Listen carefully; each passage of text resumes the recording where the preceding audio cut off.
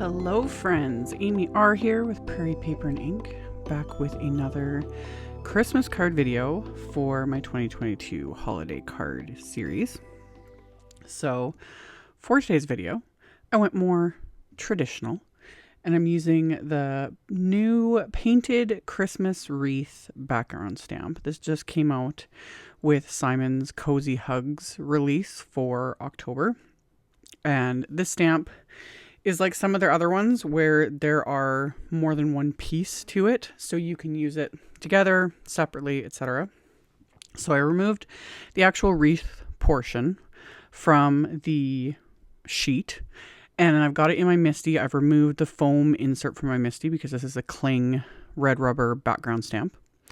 And then I have some Canson XL watercolor paper. Now, when I use my Karin Brushmarker Pros, I'm always going on about using like the Strathmore watercolor paper. It's the best one. I love it. Still do. But I was curious.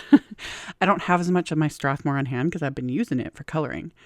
And for what I'm doing here, I'm not going to be doing watercoloring. You know, I'm not going to be like trying to move the colors and do blending. So I was like, I'm pretty sure I can get away with using my Canson, which I have tons of and love it.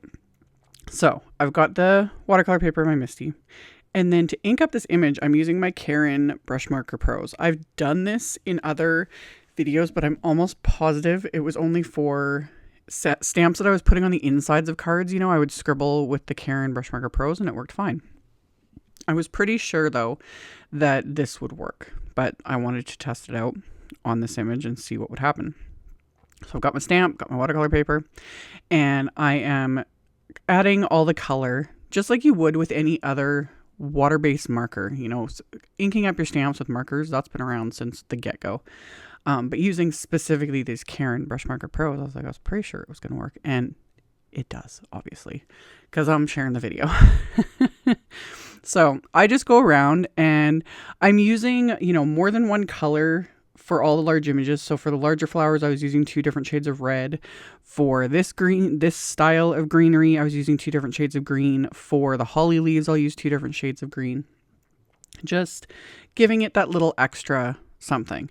I've sped this up in editing, but I wasn't rushing in real life. And even then, it didn't take very long. It takes about maybe 5 minutes to color this in. Not very long, especially when I was like, if this was like a line art image and I was actually like watercoloring it, it would take me a lot longer than 5 minutes. So I just added the color because of the style of these markers. Like they're, you know, super saturated and the way the color comes out, like it covered the stamp perfectly. Also, it helps that this is a red rubber stamp. This is really helpful. This works with clear stamps as well, but clear stamps, you know how ink can bead up on it a little bit more. That is also somewhat irrelevant because I'm going to, obviously here I misted it with water. This is also where you have to experiment, like how much to mist, how much not to. I misted it, I closed the door of my MISTI, and I held it for a little longer than I normally would than at just stamping because I wanted the ink to like soak in. And you saw me on camera there, before I even misted it, I trimmed down just some like thin white cardstock. And then without re-inking the stamp or adding any water or anything, I stamped it to get that second generation on the white cardstock because that's going to go on the inside of my card. So that was kind of also a nice little bonus with this is I'm getting the, you know, watercolor look on the watercolor cardstock for the outside of the card, but then I get that second generation to use on the inside of the card. And it just makes it all nice and pretty and matchy-matchy. So I ended up doing this multiple times because I was enjoying it. It's one of those things, you know, where you don't really have to, once you get your system and it's like, hey, I know what colors go where, this works, yada, yada, yada. And it's like, you just kind of repeat the process. So I would stamp it, sit down, ink it up, mist it, stamp it the second time on the white cardstock, wipe off the stamp, and then just keep repeating the process. And it's just one of those kind of therapeutic sort of things. So I let everything dry. And then the watercolor cardstock backgrounds, I put them back in my MISTI. I lined up the large sentiment that comes with this stamp, which I also love. Like, it's just the size of it. It's perfect. So I lined it up and I used my anti-static powder tool and I inked up and stamped the sentiment twice with clear embossing ink because this does have a bit of texture to the watercolor paper. So I wanted to make sure the sentiment stamps perfectly, you know, because that's like the main focus. So anti-static powder, ink up the stamp it, ink it up a second time, stamp it. Then I coat it with gold embossing powder. Make sure to tap off the excess. Also, if I needed to, I would use a dry brush if for some reason, you know, the embossed powder was clinging to areas I didn't want it to be. Melt it with my heat tool, and then repeat the process until I did all my card fronts.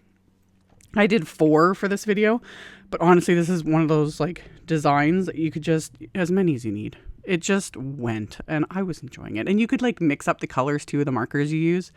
Like I said, I went traditional with this one. I have a lot of fun doing very non-traditional color combos and images and all that sort of stuff for holiday cards, but it's also nice to do the traditional stuff too, because it's just classic. You know, the reds and the greens. I did throw in a little bit of purple because why not?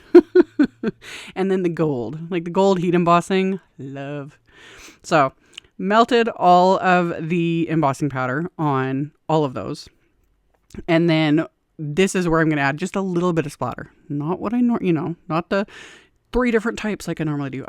I kept it a little more subtle because I'm going traditional and a little classier this time. I used my Gansai Tambi Starry Colors palette again, but instead of using the yellow gold like I normally always use, I went with the light gold. Again, just subtle. So I swirled that up with some water using my fan brush, put these into my splat box, and I kept the splatter more concentrated like around the little wreath of images there. And again, just lighter gold, not too heavy a splatter, just simple. I can be sort of classy and elegant when when it's called for. So after I'd done that, all of those panels I trimmed down to smaller than my A2 card fronts.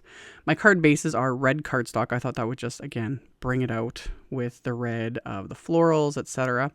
So I popped the watercolor panels onto the card bases with Simon's Big Mama foam tapes. They got just that little bit of dimension. And then the pieces for the inside, I trimmed those down as well. And then I'm just going to adhere those with some craft tacky glue. And I decided not to add any more sentiments or anything. Like, it gives me plenty of space to write on the inside of the card. Plus, I really loved how, since I'd used my, MISTI, everything just lines up really well too, from the front of the card to the inside of the card. And yeah, I love how these turned out with those markers on the watercolor paper. And then for the inside, it's a little lighter, a little more splotchier, but it still works. So you could always add, of course, bling. I thought about it, trust me. I had to fight against adding everything but the kitchen sink to these as well. But I think just the way they are was great. I did pair these with some of Simon's metallic green leaf envelopes. Again, just to tie that traditional red-green combo in. And that finished these off. So, as always, I will have a link below the video to my blog post. I'll have a supply list. I'll link to all the supplies I used. You can find all that info in the description box below the video. Thank you all so much for taking the time to watch this video. Thumbs up and comment. Subscribe if you haven't. And I will see you all very soon in the next one. Bye.